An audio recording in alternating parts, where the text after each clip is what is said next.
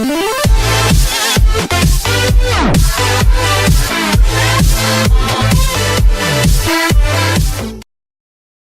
struggling Cavaliers are still the Cavaliers, and the Wizards know it. The Cleveland Cavaliers, plagued by a spell of listlessness to start the season, will sputter into Capital One Arena Friday night for a nationally televised game that should be the first big home test for the Washington Wizards. Cleveland, 3-5, has coasted in 5 losses over its last 6 games, including a 124-107 home defeat to the remade Indiana Pacers, falling to 13th in the Eastern Conference.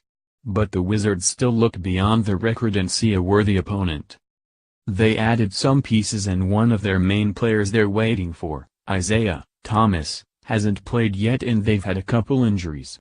But they're a team they're figuring out, said John Wall, summarizing the November storyline for Cleveland.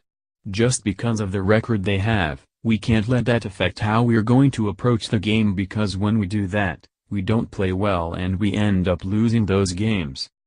The Wizards, 4-3, know all about falling in trap games, taking inexcusable losses to the Los Angeles Lakers and on Wednesday night, the Phoenix Suns. In that game, Washington held a 22-point lead in the first half but grew complacent. Following the collapse against the Suns, Bradley Beal offered brutal honesty on the state of the Wizards. "We're not jackish right now," Beal said.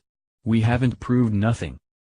Wizards start fast, slow down, then fall apart in home loss to Suns, 122-116. On Thursday, Wall admitted that the team has struggled to play each opponent equally and echoed his teammates' assessment.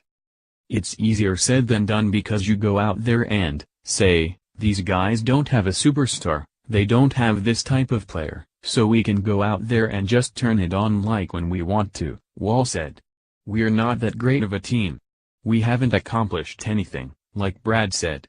So until we get to that point, even when you're at that point, teams are still going to give you your best shot.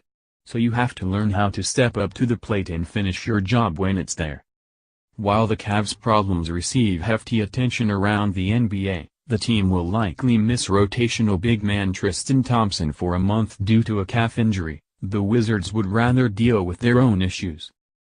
Tristan Thompson will miss a month, and the Cavs' defense probably will get worse. "We just gotta focus on us right now," forward Otto Porter Jr. said. "It doesn't matter what anybody else's record is. We gotta focus on, defense for us. We can only worry about Wizards basketball." Washington's performance against Phoenix should still spark concerns.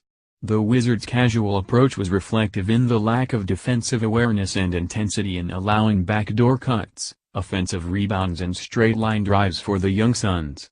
Poor examples of individual defense were sprinkled throughout the roster.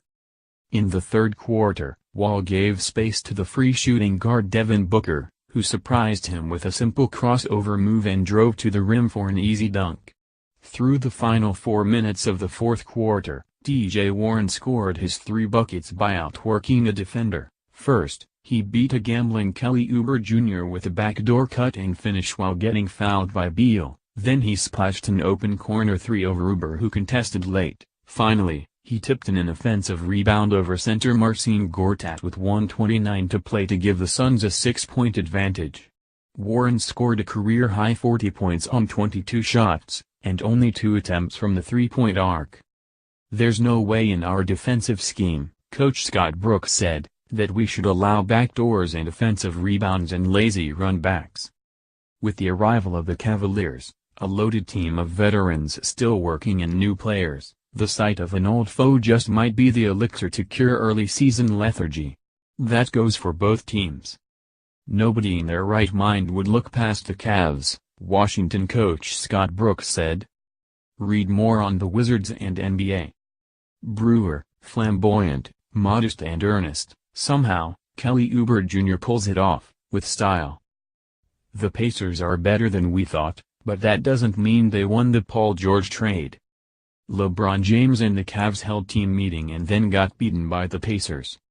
"He would make a great president," Steve Kerr endorses Greg Popovich for higher office. 5 ripples of the Nets eye-popping sale price, around the NBA.